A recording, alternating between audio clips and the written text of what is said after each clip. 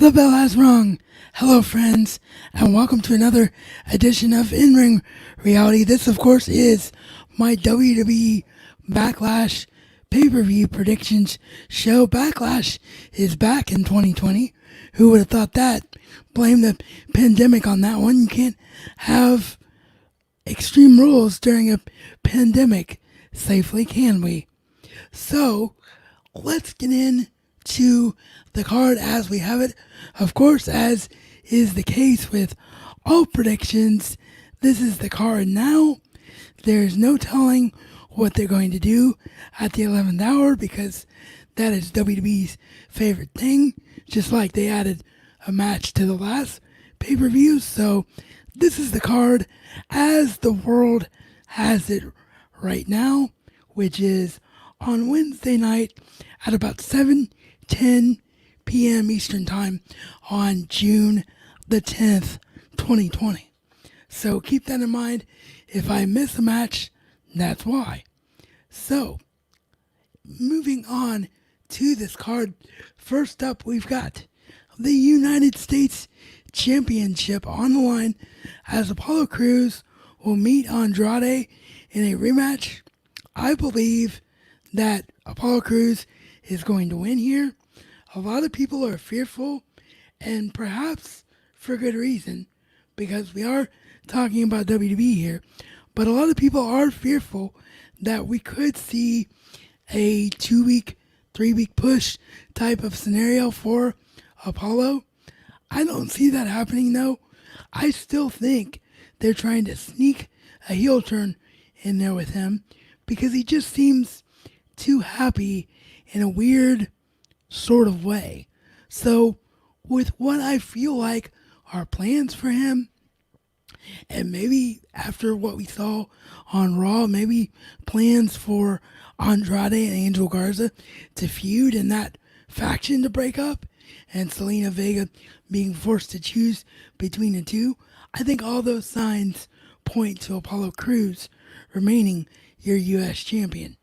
Next up, the women's tag team titles are on the line in a triple threat match as we have Bayley and Sasha Banks, the champions, defending against Alexa Bliss and Nikki Cross, Bliss Cross Applesauce, and the Iconics, Billie Kay and Peyton Royce.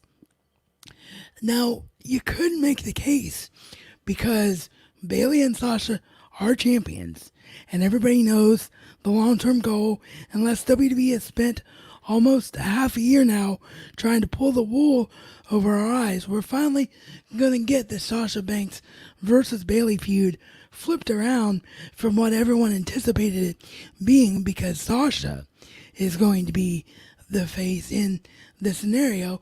So you could make the case that because of that being the long-term plan, and because the Iconics are in this match, maybe they're going to have history repeat itself from WrestleMania when Banks and Bayley lost the women's tag team titles for the first time. But I think that's just a red herring, and I fully believe that when the Sasha Banks and Bayley thing happens, it's going to be Sasha Banks and or Bayley, most likely Bayley, because again I believe she is going to be the heel, costing Sasha the tag titles. So because of that, I don't see it happening in their first outing. I think they're going to draw it out a little bit more and probably head it into SummerSlam. So I'm going to say that Banks and Bayley retain here.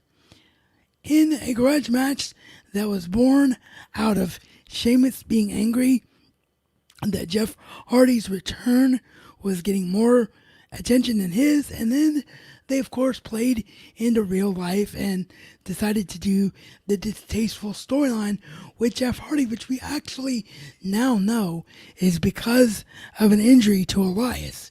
It was a creative way to write Elias off TV because he has an injury. I can't remember what's injured. I believe it might be something in his hip. I will get that information right for the Friday show, but nonetheless, he's going to be out several months, so that's why that distasteful angle happened. I just don't know why they couldn't have done a normal injury angle to write Elias out the tournament, I don't know. Don't ask me how WWE's brain works. But nonetheless, that is the background for this Sheamus versus Jeff Hardy feud. And I believe that WWE is going to milk this at least through SummerSlam. So I think Sheamus is getting the first win, and then Jeff Hardy will get his big redemption over the man who framed him in Sheamus at SummerSlam. So I'm going with Sheamus to win this match. Raw Women's Championship on the line as Asuka defends against Nia Jax. It's got to be Asuka retaining here. Asuka just won the title. They've already started to tease the future feud between her and Charlotte Flair. Everybody wanted to see Asuka be the Raw Women's Champion for so long. The story of her and Becky and the relationship that they had, and Becky being the one to hand her the title, and Becky's pregnancy and her reason for leaving still being fresh in everyone's mind, not just Dudley's like myself. I gotta think that it's not time yet for Asuka to lose this championship so soon.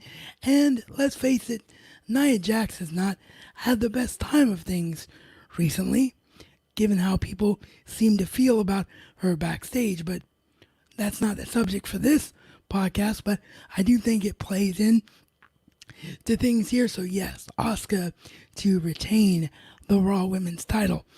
Next up, the Universal Championship will be on the line as champion the Monster Among Men, Braun Strowman, defends against both The Miz and John Morrison.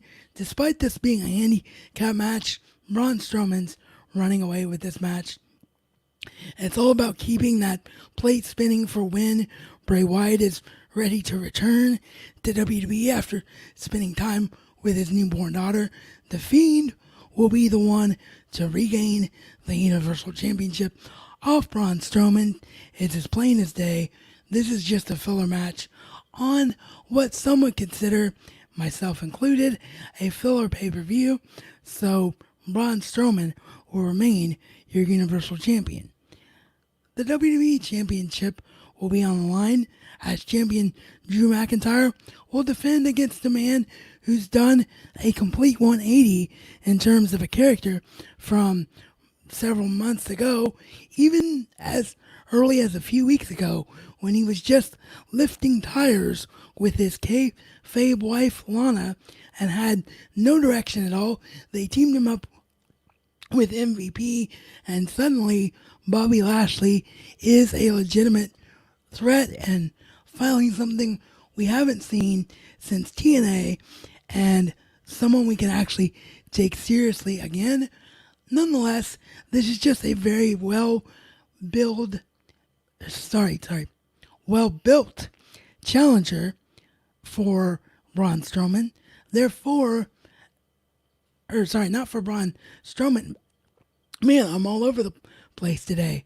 You can tell these things are streamed and put out there live for the world to see. But yes, Drew McIntyre will retain the WWE Championship. It is too soon to take it off of him. That's all there is to it. It's just too soon to take it off of Drew, who has all of the momentum in the world right now, and in what's being billed as rather ridiculously and perhaps the most infuriating billing in the history of WWE taglines and marketing. We have the quote-unquote greatest wrestling match ever, which is an impossibility, of course, but nonetheless, that is how it's being built. It's Edge versus Randy Orton in a straight-up wrestling match. I agree with all the prognosticators here. I don't actually think this is going to be a full match unless WWE is that determined to stick it to Big Daddy Dave Meltzer with this tagline. I just think they're setting it up for it's going to be a screw job ending. But again, I don't want it to be a summer of Randy Orton for Edge. I want him to face other people. So there is an argument for Orton to win here. But yeah, no. I think Orton just punts Edge or hits him with a chair or does something to get himself DQ'd. Edge wins by DQ. Edge will win this match. And that is the card as I have it here in front of me this evening. So do let me know what you think is.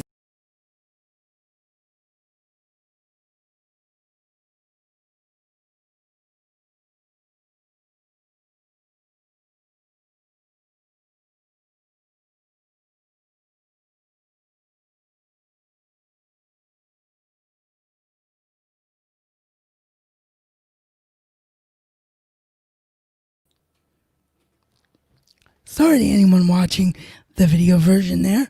I accidentally hit my mouse and knocked myself out of the stream. I just can't seem to get through these lately without a mishap. Hopefully tomorrow's NXT and AEW Dynamite reviews will be flawless without incident. But yes, that is the card that we have it as of right now.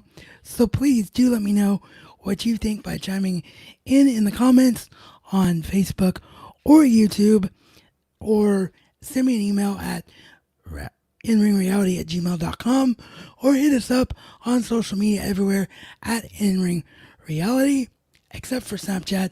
Don't have a Snapchat because who uses Snapchat anymore, in my opinion. Also, of course, if you're interested, you can follow me personally on social media by clicking the links down below. And as I always like to say, life is only as good as what you choose to make it to be. Oh, I did forget to mention this. If this was your first time hearing or viewing the program and you like what you saw, please do consider subscribing and or following, depending on your platform.